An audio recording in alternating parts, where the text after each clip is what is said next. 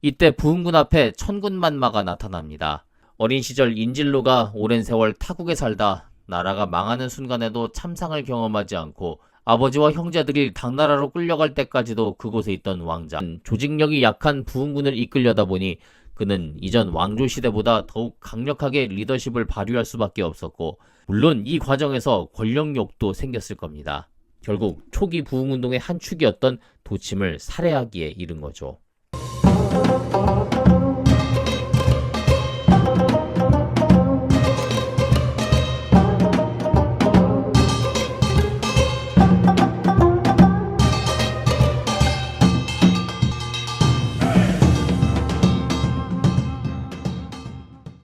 여기서 다시 내분이 일어납니다.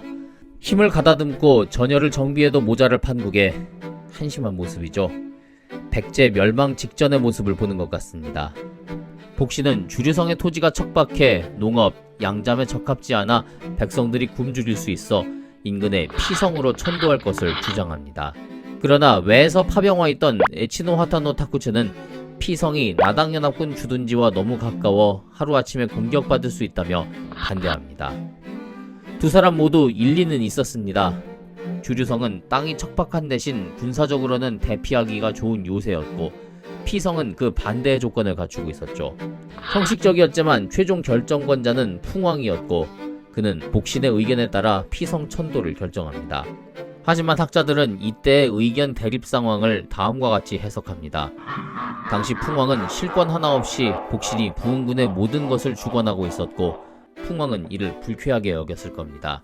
그런데 이 와중에 복신이 피성으로의 천도를 주장했고, 풍왕과 가까웠던 외에서부터 동행했던 외장들이 풍왕의 의중을 반영해 반대 의견을 냈을 거란 겁니다.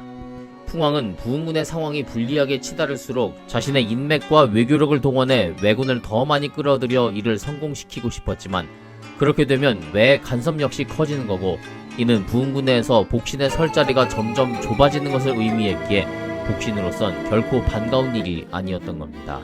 실권을 가진 복신의 의견에 따라 피성으로 오긴 했지만 풍왕과 복신은 더욱 서로를 경계합니다.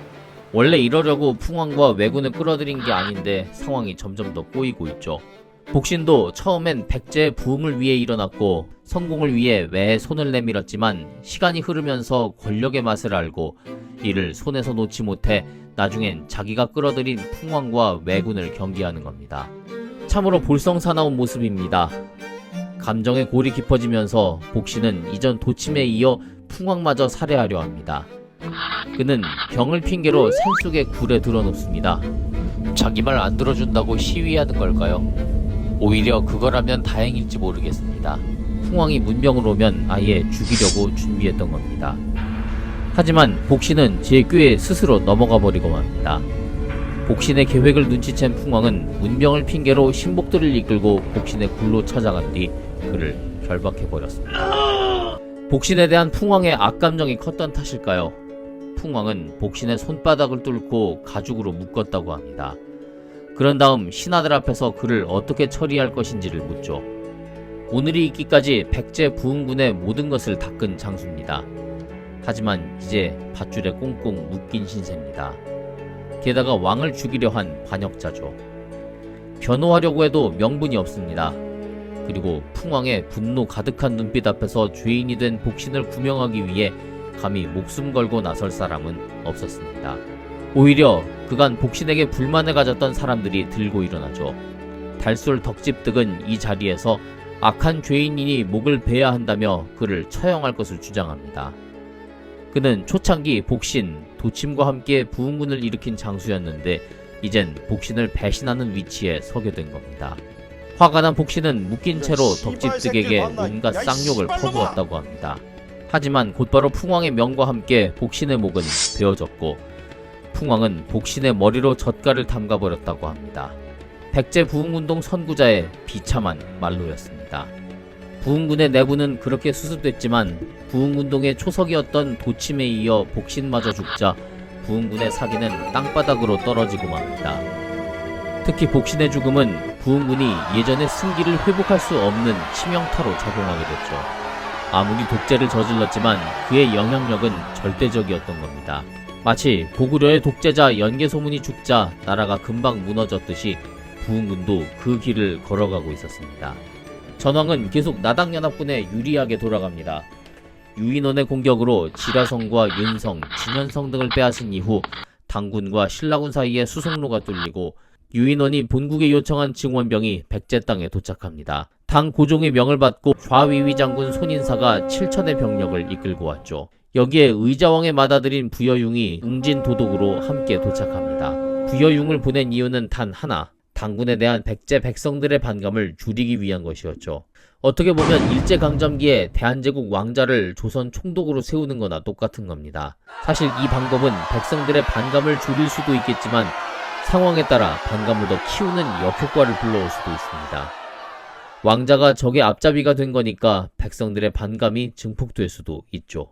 게다가 지금 여기서만 국한해보면 현재 부흥군의 명목상 리더는 부여풍인데 형인 부여융이 웅진도독으로 오니까 형제가 서로 칼을 마주하고 대립하게 된 겁니다. 손인사의 대군이 몰려온다는 소식을 듣자 풍왕은 외와 고구려의 원군을 요청합니다. 그러면서 외 수군으로 손인사의 군대와 맞서죠.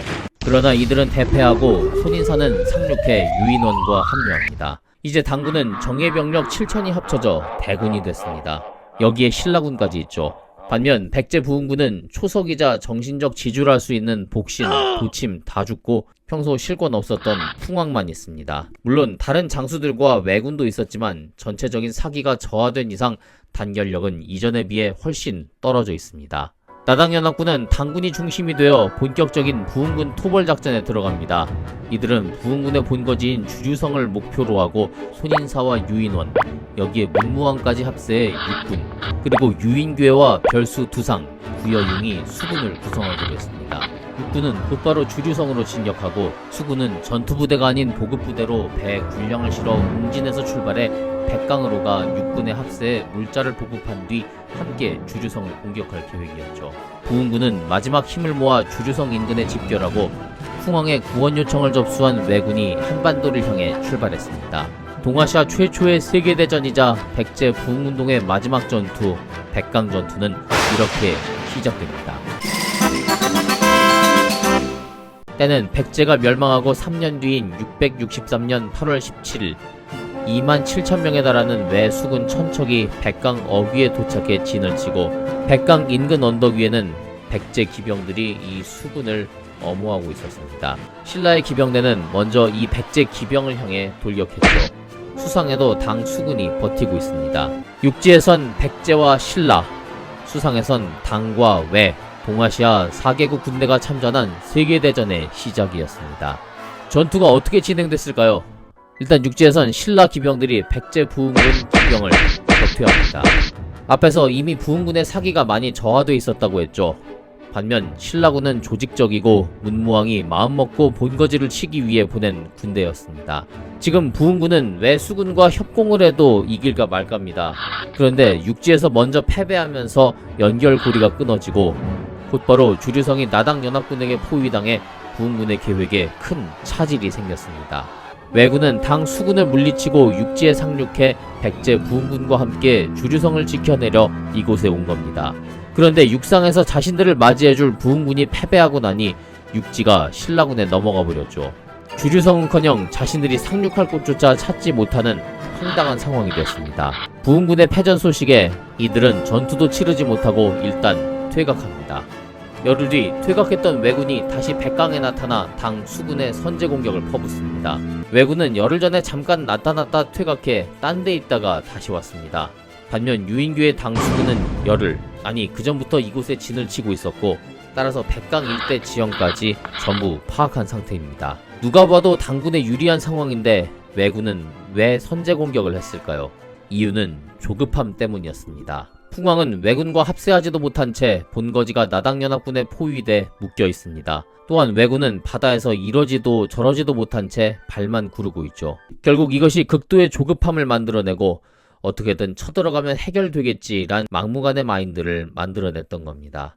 전투를 치르는데 필수 요소인 지형, 기상도 전혀 파악되지 않은 채 이들은 무작정 쳐들어가는 것 말고 아무런 준비도 돼 있지 않았습니다. 게다가 이때 이상했던 점 하나가 부흥군과 왜군의 연합군이 여러 부대로 나뉘어 있었는데 전투 당시 풍왕을 비롯한 지휘부의 직할부대만이 출정했다고 합니다.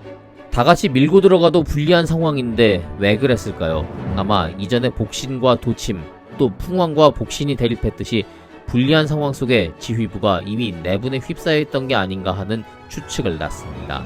전투가 시작됐지만 하늘마저 백제와 왜의 편이 아니었습니다. 왜수군은 돌격하자마자 당 수군의 3면으로 포위당하고 뒤이어 바람이 왜군 쪽으로 불면서 당군은 곧바로 화공을 가합니다. 이러한 공방전이 10여일 계속됐을 때 하필이면 남쪽에서 강풍이 불기 시작합니다. 이따다 싶었던 당태종은 곧바로 화공법을 써서 요동성을 불바다로 만들어버렸죠. 이 틈에 당나라 군사가 성벽을 기어오르고 치열한 백병전 끝에 이 요동성도 끝내 함락당합니다. 바람과 화공, 전투에서 빼놓을 수 없는 병법입니다. 4번의 전투가 치러지는데 4번 모두 화공이 퍼부어졌고 횟수를 더해갈수록 전투라기보다는 거의 학살극에 가까운 양상을 띄어갔죠. 앞서 요동성이 함락당했듯이 당군의 포위와 화공에 당한 왜군들은 공격 한번 제대로 해보지 못하고 병선 대부분이 불에 탄 채 백강에 수장되고 말았습니다. 백제 멸망전 황산벌 전투는 원없이 싸워보기라도 했습니다. 그런데 이건 그야말로 전투라고 말하기도 뭐한 그냥 처참하게 죽기만 한 겁니다. 게다가 대부분이 왜군들이니 남의 땅에 와서 허무하게 죽고 만 거죠. 비유하자면 살수대첩 당시 대패를 당한 수나라 군대에 비유해야 할 것 같습니다.